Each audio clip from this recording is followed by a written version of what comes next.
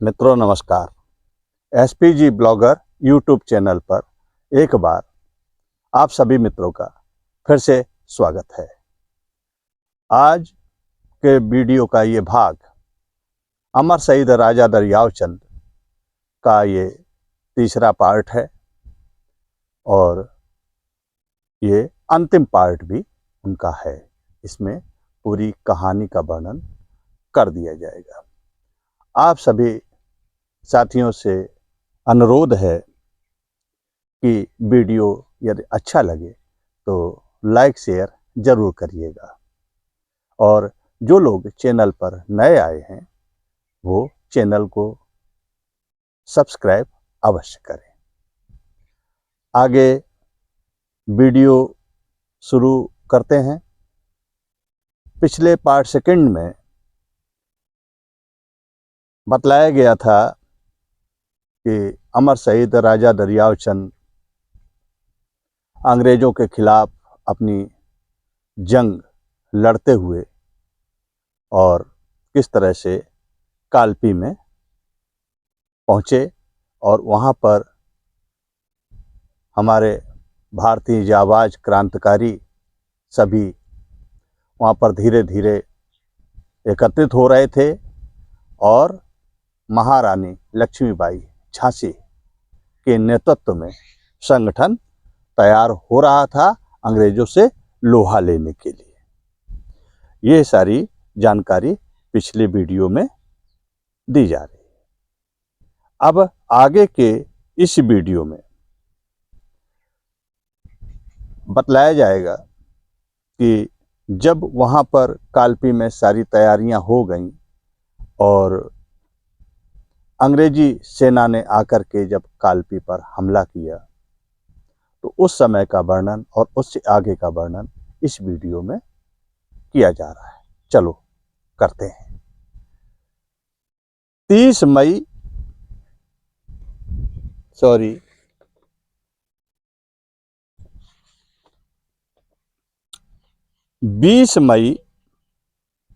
सन 1858 को captain sir huge के नेतृत्व वाली सेना ने कालपी में मोर्चाबंदी शुरू कर दी। 22 मई 1858 को सर कैप्टन ह्यूज ने अपनी फौज को आक्रमण करने का हुक्म दे दिया। अंग्रेजी फौज तथा भारतीय क्रांतिकारियों के बीच युद्ध शुरू हो गया। अब इस युद्ध में राजा दरियाव चंद अग्रिम पंक्ति में युद्ध करने के कारण तैनात थे। उन्होंने अपने सभी विश्वास पात्र अंगरक्षकों को युद्ध में खो दिया। उनके सारे अंगरक्षक वीरगति को प्राप्त हो गए। यह युद्ध तकरीबन 20 से 25 घंटे चला होगा। इससे अंग्रेजी सेना के तमाम सिपाही मारे गए, बहुत से घायल हो गए।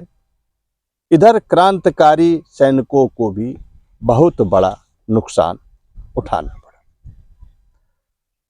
यह युद्ध इतिहास का बड़ा प्रमुख युद्ध हुआ है। प्रथम भारतीय स्वतंत्रता संग्राम सेनानियों और अंग्रेज कैप्टन सर ह्यूज के बीच में कालपी यमुना नदी के तट पर जो ये युद्ध हुआ है, ये काफ़ी भयानक युद्ध हुआ है।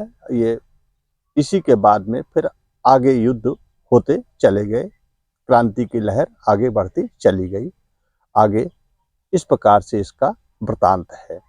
कालपी के युद्ध के पहले जब क्रांतिकारियों का दल एकत्रित हो रहा था कालपी में, उसके पहले भी कालपी में युद्ध की तैयारियां चल रही थी।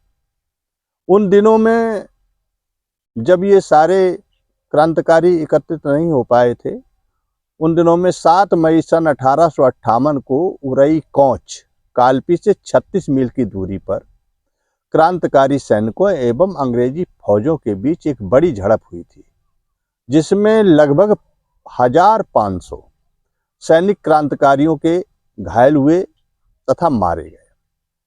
उधर अंग्रेजी फौज के जो सिपाही सालार थे कांकिंग तथा उनके अंग्रेजी फौज के जो सूबेदार थे हरवंश सिंह जिला जालंधर पंजाब निवासी थे, वो भी अपने बहुत से सैनिकों के साथ में हताहत हो गए, मारे गए। इन झड़पों के बाद कालपी की जो जंग हुई, उसके बाद क्रांतिकारियों का दल सब एकत्रित होकर के ग्वालियर की ओर बढ़ने लगा। रास्ते में जालौन जिला का पहुज नदी के किनारे गोपालपुरा एक रियासत पड़ती है, रामपुरा स्टेट के अंतर्गत आती थी। उस समय जिला जालौन के मध्य में ये पहुज नदी के तट पर थी। वहां पर भी अंग्रेजी फौज के साथ एक बड़ी झड़प हुई। यहां भी अंग्रेजी सेना ने हार का मुख देखा। झांसी की रानी लक्ष्मीबाई के नेतृत्व में क्रांतिकारियों का संपूर्ण दल मध्य भारत ग्वालियर राज्य की ओर सने सने प्रस्थान करने लगा। अब जब ग्वालियर की तरफ क्रांतिकारियों की सेना ने मार्च किया तो कुछ राहत मिली। दल अधिक था, बहुत बड़ी सेना थी। ग्वालियर स्टेट से सहायता की बड़ी उम्मीद थी कि ये हमारी मदद करेंगे, अंग्रेजों के खिलाफ जंग में, क्रांति में सहयोग करेंगे। इसलिए महारानी लक्ष्मीबाई झांसी अपने दलबल सहित ग्वालियर की ओर बढ़ती चली जा रही थी। इसी उम्मीद से वो बहुत शीघ्र से शीघ्र ग्वालियर पहुंचना आवश्यक समझ रही थी। जब क्रांतिकारियों का दल ग्वालियर किले के पश्चिमी किनारे पर पहुंचा तो गुप्तचरों ने ग्वालियर महाराज सिंधिया को यह सूचना दे दी कि अंग्रेजी फौज किले पर चढ़ आई है, क्योंकि उनको ये जानकारी नहीं हो पाई कि ये अंग्रेजी फौज है कि देसी फौज है। उन्होंने महाराज को, अपने सिंधिया जी को उल्टी ही सूचना दे दी। इतना सुनते ही सिंधिया राज परिवार के साथ ग्वालियर किला छोड़कर आगे की ओर निकल गए। अतएव ग्वालियर किले पर झांसी रानी ने अधिकार कर लिया, क्योंकि अब किला तो खाली था। झांसी रानी के द्वारा ग्वालियर किले पर अधिकार करने की घटना 30 मई 1858 के आसपास की है। इधर संपूर्ण उत्तर भारत में अंग्रेजी हुकूमत स्थापित हो चुका था। अंग्रेजों के द्वारा भारतीय विद्रोहियों पर दमन चक्र इस कदर चलाया जा रहा था कि देशभक्तों को जहां जो मिल रहा था पकड़ पकड़ करके जहां पर भी मिले जा रहे थे, वहीं पर उन्हें पेड़ में, खंबे में, गांव में, शहर में, नगर में, हर जगह उन्हें फांसी के फंदों पर लटकाते जा रहे थे। उनकी बलि दी जा रही थी विद्रोह के नाम पर। अंग्रेजी हुकूमत के दमन चक्र से सामान्य जनजीवन इतना अस्त व्यस्त हो चुका था, जीवन और मृत्यु के बीच भीषण संघर्ष की स्थिति इस कदर भयावह हो गई थी कि जान माल का बड़े पैमाने पर विनाश हो रहा था। ऐसी कठिन परिस्थितियों के बीच देशवासी अब भी हार नहीं मान रहे थे। इतना सब कुछ हो जाने के बाद हमारे भारतीय जाबाज, हमारे देशवासी हार नहीं मान रहे थे, घुटने टेकने को तैयार बिल्कुल नहीं थे, मृत्यु को गले लगा रहे थे। असीमित मनोबल तथा अदम्य उत्साह के साथ मातृभूमि की रक्षा के लिए आतुर देशवासी वीर गति को लगातार प्राप्त होते जा रहे थे। उस समय का यह दृश्य कल्पना कर सकते हैं कि कितना लोमहर्षक भयावह दृश्य रहा होगा। कितनी बड़ी क्रांति की लहर, देशभक्ति की लहर हमारे देश में रही होगी। 30 मई सन 1858 ग्वालियर पर झांसी रानी समेत समस्त क्रांतिकारियों के दल का अधिकार हो चुका था। ग्वालियर मराठा महाराज जीवाजीराव सिंधिया ग्वालियर छोड़ करके जा चुके थे। ग्वालियर की सेना ने झांसी रानी को आश्वासन दिया। ग्वालियर की सेना ने झांसी रानी को यह आश्वासन दिया कि आप चिंता न करें, हम आपका अंग्रेजों के खिलाफ युद्ध में बराबर सहयोग करेंगे। हम सभी आपका अंग्रेजी हुकूमत के खिलाफ साथ देंगे, आप निश्चिंत रहिएगा। राजा दरियाव चंद भी थे साथ में। वो सन्यासी का वेश धारण कर ग्वालियर में एक बड़ा प्रसिद्ध मंदिर है, मांडेला माता के मंदिर में आश्रय लिया तथा अंग्रेजी हुकूमत की गतिविधियों की गुप्त सूचनाएं एकत्रित करके रानी झांसी को पहुंचाने का कार्य पूर्ण मनोयोग से करने लगे। उन्होंने ये जिम्मेदारी ली कि अंग्रेजी हुकूमत या अंग्रेजी सेना की क्या गतिविधियां हैं, उनकी जो कार्रवाई है, उनकी सूचनाओं को एकत्रित करके महारानी झांसी के पास वो पहुंचाने रहने का जिम्मा उन्होंने लिया।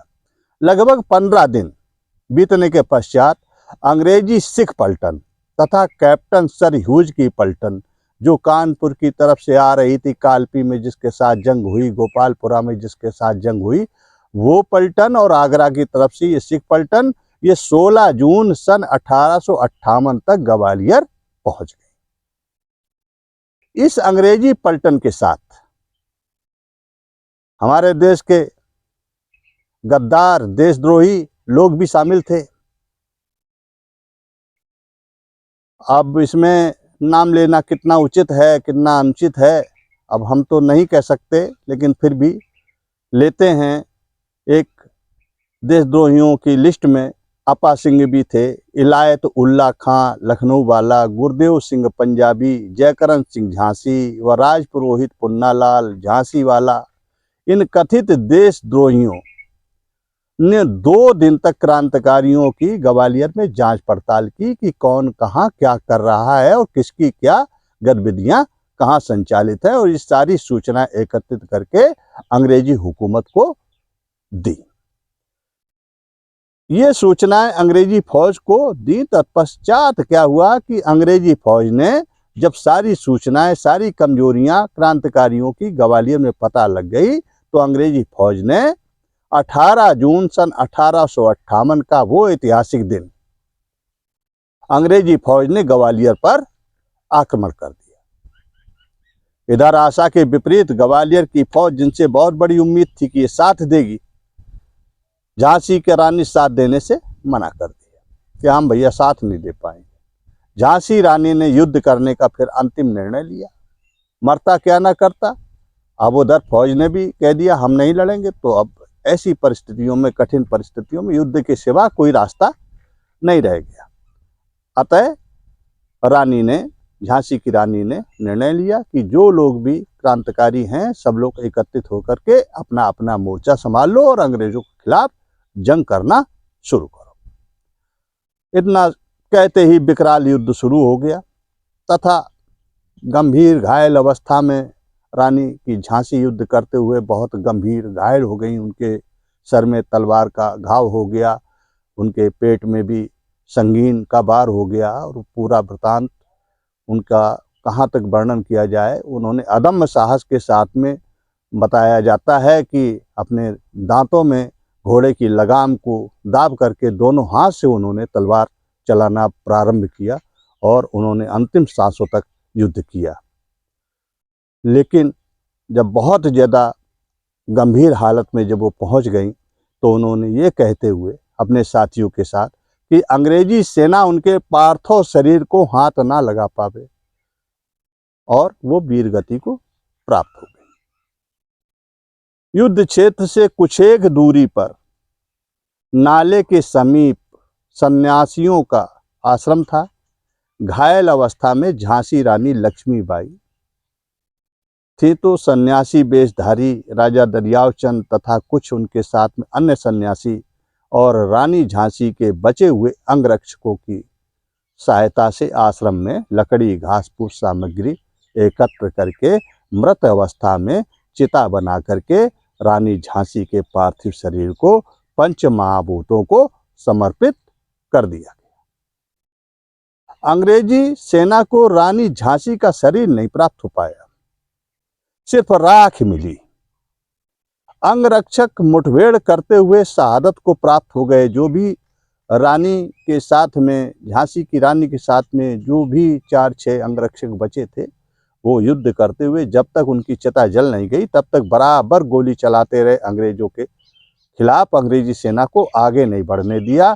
जब दाह संस्कार पूरी तौर पे रानी का हो गया तब तक वो सब लोग भी वीरगति को प्राप्त हो गए। इधर राजा दरियाव चंद को अंग्रेजी फौज ने पकड़ लिया क्योंकि वो वहीं पर थे, वहां से भागे नहीं। चाहते तो निकल सकते थे लेकिन उन्होंने मुकाबला करना ही श्रेयस्कर समझा। और जो गद्दार जमींदार वगैरह जो थे, उन्होंने जो राजा के नज़दीकी थे, नाम लेना उचित नहीं समझते हैं लेकिन पारिवारिक खानदान से थे, उन्होंने ही उनकी शिनाख्त की कि ये राजा दरियाव चंद है, नार रियासत के ये राजा हैं, गौड़ राजा हैं और ये अंग्रेजी सेना के खिलाफ विद्रोह कर रहे हैं और झांसी रानी और पेशवा के साथ मिलकर के इन्होंने युद्ध लड़ा है। अंग्रेजी फौज को उनके विद्रोह की पूरी कहानी बताई इन लोगों ने। अतः राजा दरियाव चंद देव को हिरासत में लेकर के उनके ऊपर अभियोग चलाया गया तथा उन पर विद्रोह का जुर्म साबित करने के लिए हमारे इन गद्दारों ने जम करके गवाही दी तथा उन्हें मृत्युदंड की सजा सुनाई। फरवरी 1859 में ही उन्हें ग्वालियर में फांसी दे दी गई। इसके पश्चात राजा दरियाव चंद देव का पार्थिव शरीर 21 फरवरी सन 1859 में जिला कानपुर के ग्राम भमनपुर सकरसी पहुंचाया गया। वीर गति को प्राप्त अमर शहीद राजा दरियाव चंद देव का यथोचित क्रियाकर्म संपन्न किया गया, जो भी संभव हो सकता था। इसी के साथ में अमर शहीद राजा दरियाव चंद के बलिदान की कथा पूर्ण होती है और यहीं से ये वीडियो मित्रों समाप्त होता है। नमस्कार।